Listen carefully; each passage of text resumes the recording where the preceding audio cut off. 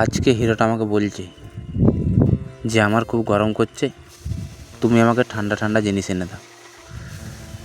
তো আমি তাই ওর জন্য একটা বাটি আইসক্রিম এনে দিয়েছি। তো সেটাই ও বসে বসে খাচ্ছে। তো এতটাই যে গরম পড়েছে, মানে ঘরে একদম থাকা যাচ্ছে না। মানে বাচ্চাদের বিশেষ করে খুবই অসুবিধা।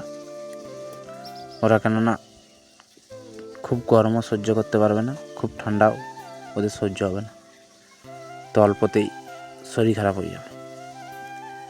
তো আজকের ভিডিওটা আমি এখানেই শেষ করলাম। দেখা হচ্ছে নতুন কোনো ব্লগ ভিডিওতে। সবাই ভালো থেকো, সুস্থ থাকো, আর অপেক্ষায় থাকো নতুন নতুন ভিডিও দেখার জন্য।